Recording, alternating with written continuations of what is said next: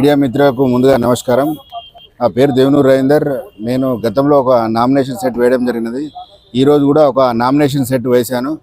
దానికి సంబంధించిన పూర్తి స్థాయి అఫిడవిట్ కూడా నింపి ఇవ్వడం జరిగింది.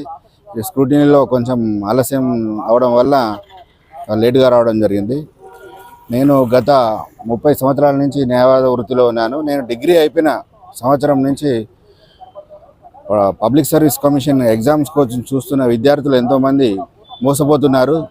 డిగ్రీ పబ్లిక్ సర్వీస్ కమిషన్ ద్వారా ఎప్పుడైనా నోటిఫికేషన్ విడుదలైన వెంటనే ఎగ్జామ్స్ పెట్టకుండా తారతమ్యం చేసుకుంటూ, ఎగ్జామ్స్లో జాప్యం చేసుకుంటూ, ఎగ్జామ్స్ పెట్టిన తర్వాత రిజల్ట్లో జాప్యం చేసుకుంటూ, రిజల్ట్ ఇచ్చిన తర్వాత సుప్రీంకోర్టులో కానీ హైకోర్టులో కానీ కేసులు వేయడం ద్వారా ఇవి చాలా లేట్ అవుతున్నాయి. నిరుద్యోగులు అన్ని రకాలుగా మోసపోతున్నారు. గవర్నమెంట్ ప్రకటించినట్టు నిరుద్యోగ భృతి ఇంతవరకు ప్రకటించలేదు. కాంగ్రెస్ గవర్నమెంట్ నిరుద్యోగ భృతి ప్రతి నిరుద్యోగ విద్యార్థికి 12,000 రూపాయలు ఇస్తానని ఇంతవరకు అట్టి అమలు కాలేదు. నేను నిరుద్యోగుల పక్షాన ఉండి వారికి కోచింగ్ సెంటర్లు ఏర్పాటు చేయించి జాబ్ క్యాలెండర్ ప్రతి సంవత్సరం వేయించే విధంగా కృషి చేస్తాను. జాబ్ క్యాలెండర్ ఇచ్చిన వెంటనే అదే సంవత్సరం ఎగ్జామ్స్ మరియు రిజల్ట్ ఇచ్చే విధంగా కృషి చేసి వాటితో పాటు నిరుద్యోగులకు నిరుద్యోగ భృతి, ఎంప్లాయీస్ కోసం హెల్త్ ఇన్సూరెన్స్ మరియు నిరుద్యోగులు కూడా హెల్త్ ఇన్సూరెన్స్ చేపించి ఉద్యోగస్తులకు రావాల్సిన టీఏలు, డిఏలు, పిఆర్సీలు సకాలంలో అందేటకు కృషి చేస్తాను. అట్లే రిటైర్డ్ ఉద్యోగులు వాళ్ళకి రావాల్సిన బెనిఫిట్స్ సకాలంలో అందేట్టుగా కృషి చేస్తాను. నిరుద్యోగుల పక్షాన గతంలో టీచర్స్ ఎవరైతే 24 సంవత్సరాలు పూర్తి చేసుకున్నారో వారికి గెస్టెడ్ హోదా కల్పించి వారికి రావాల్సిన బెనిఫిట్స్ కూడా అయ్యేటట్టు చూస్తాను. ప్రతి విద్యాలయాల స్కూల్లో టాయిలెట్స్ కానీ కనీస సదుపాయాలు ఏర్పాటు చేయించే విధంగా కృషి చేస్తాను. ప్రతి జిల్లా కేంద్రంలో ఒక నవోదయ విద్యాలయం ఏర్పాటు చేయడానికి కృషి చేస్తాను.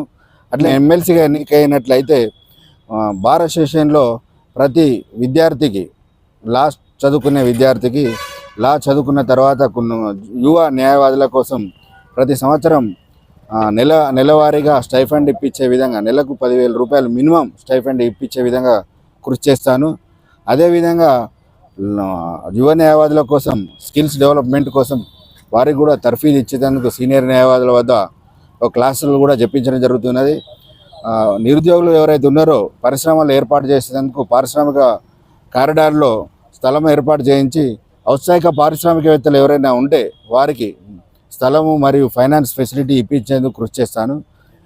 పేద ప్రజల కోసం ఏదైతే ఇళ్ల పట్టాలు ఎవరైతే ఉన్నారో వారికి రావాల్సిన బెనిఫిట్స్ సకాలం అంతలేదు. నేను గతంలో హరీష్ రావు గారి దగ్గర పిఏగా చేసిన కాలంలో కూడా నిరుపేదలకు బిలో పవర్టీ లైన్ కింద ఉన్న నిరుపేదలందరికీ సహాయం చేసినాను.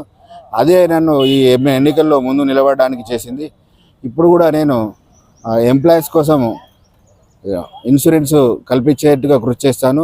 నేను ఎవరికైతే విద్యార్థులు కానీ అట్లే ఉద్యోగస్తులు కానీ ఏదైనా సమస్య ఎదురైనప్పుడు వారికి పబ్లిక్ ఇంట్రెస్ట్ లిటిగేషన్ పిటిషన్ వేయించి వారికి వారి పక్షాన అయ్యే ఖర్చు కూడా నేనే కోర్టులలో భరిస్తాను.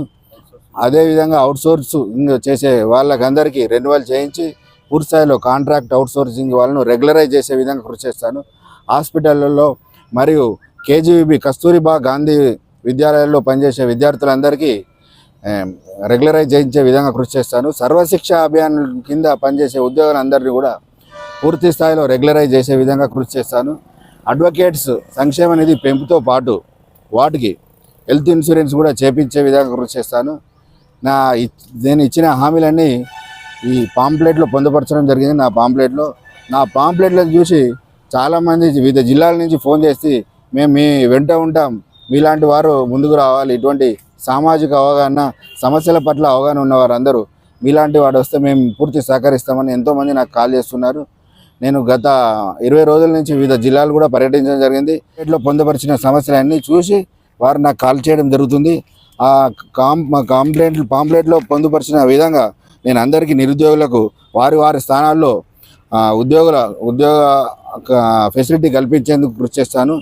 అదేవిధంగా నిరుద్యోగులకు నిరుద్యోగ భృతి కల్పించి హెల్త్ ఇన్సూరెన్స్కి మహిళా గ్రాడ్యుయేట్కు ఉపాధి కల్పించే విధంగా వారిని దరిచేసి ఎంటర్ప్రెన్యూర్షిప్ కావాల్సిన తోడ్పాటు కూడా అందిస్తాను.